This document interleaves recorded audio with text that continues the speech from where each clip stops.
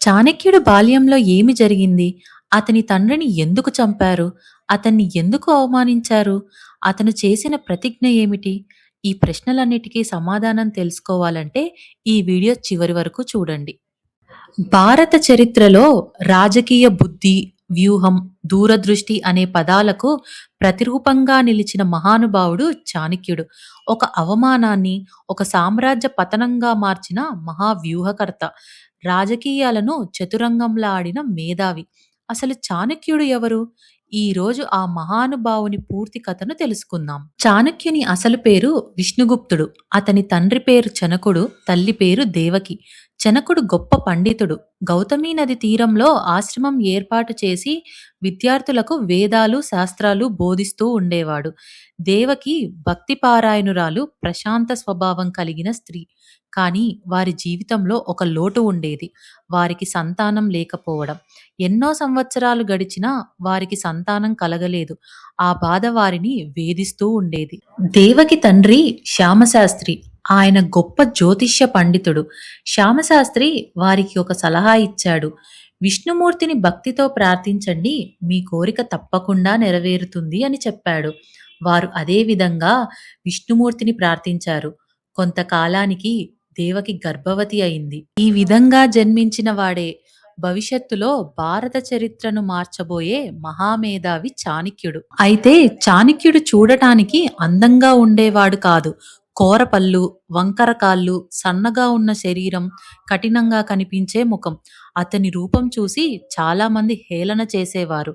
కానీ ఆ రూపం వెనుక దాగి ఉన్నది ఒక అసాధారణమైన మేధస్సు. ఒకరోజు శ్యామశాస్త్రి అతని జాతకాన్ని చూసి ఒక ఆశ్చర్యకరమైన విషయం చెప్పాడు. ఈ బాలుడు భవిష్యత్తులో రాజులను నియంత్రించే స్థాయికి ఎదుగుతాడు అని అన్నాడు. ఇరుగు పొరుగు వారు అతని కోర పళ్ళు చూసి అతను మహా క్రూరుడవుతాడు అనేవారు. తండ్రి చెప్పిన జాతకం, ఇరుగు పొరుగు మాటలు దేవకిని బాగా భయపెట్టాయి. తల్లి భయం గమనించిన చాణక్యుడు ఒక కఠినమైన నిర్ణయం తీసుకున్నాడు. తన పళ్ళను తానే విరగ్గొట్టుకున్నాడు. తల్లి భయం పోగొట్టడానికి తన రూపాన్ని మార్చుకున్నాడు. ఇదే చాణక్యుడి స్వభావం. ఒకసారి నిర్ణయం తీసుకుంటే వెనక్కి తగ్గడు. చాణక్యునికి అనేక పేర్లు ఉన్నాయి. తండ్రి పేరు వల్ల చాణక్యుడు అని, విష్ణు భక్తి వల్ల విష్ణుగుప్తుడు అని, గోత్రం వల్ల కౌటిల్యుడు అని. చాలా మంది కౌటిల్యుడు అంటే కుటిలమైన వ్యూహాలు వేసేవాడు అని భావిస్తారు. కానీ అది నిజం కాదు. అది అతని గోత్రనామం. ఇంకా అతనికి వాత్సాయనుడు అనే పేరు కూడా ఉండేది. దేవకి తండ్రికి మగ సంతానం లేకపోవడం వల్ల చాణక్యుడినే వారి కొడుకుగా భావించేవారు. వారి గోత్రనామమే వాత్సాయనుడు. చాణక్యుడు చిన్నప్పటి నుంచే అసాధారణ ప్రతిభ చూపించాడు. చాలా చిన్న వయస్సులోనే తండ్రి దగ్గర వేదాలు, వేదాంగాలు, శాస్త్రాలను లోతుగా అర్థం చేసుకున్నాడు.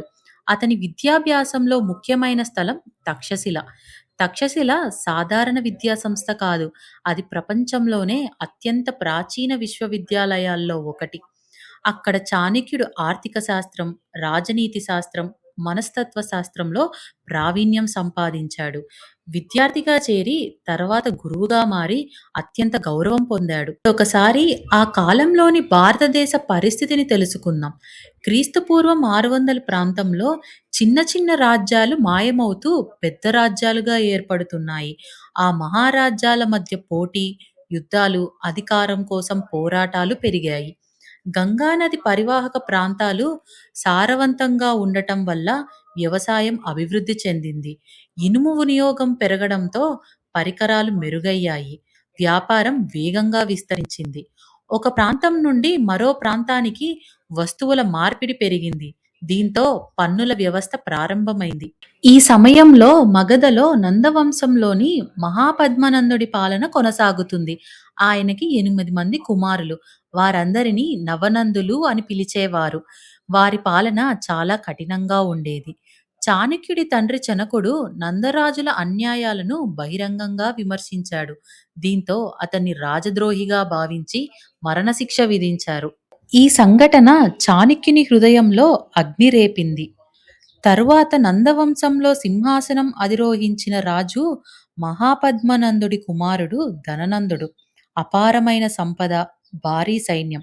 కానీ అతని పాలన కఠినంగా, నిర్దాక్షిణ్యంగా ఉండేది. ప్రజలు పన్నుల భారంతో నలిగిపోయారు. అన్యాయాలతో విసిగిపోయారు. నిశ్శబ్దంగా కానీ తీవ్రమైన అసంతృప్తి పెరుగుతోంది. ఇదిలా జరుగుతుండగా ఒకరోజు చాణక్యుడు నందరాజు సభకు వెళ్ళాడు.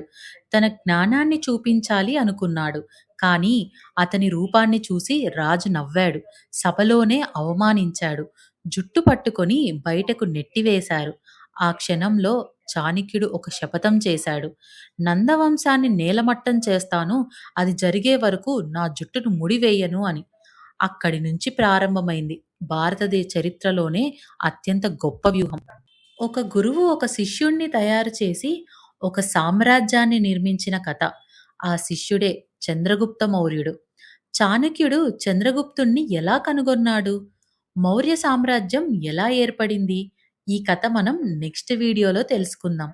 ఈ కథ మీకు ఎలా అనిపించిందో కమెంట్ బాక్స్లో కమెంట్ చేయండి. మీ సపోర్ట్ మాకెంతో అవసరం. సబ్స్క్రైబ్ చేస్తారు కదా? Please like, share and subscribe.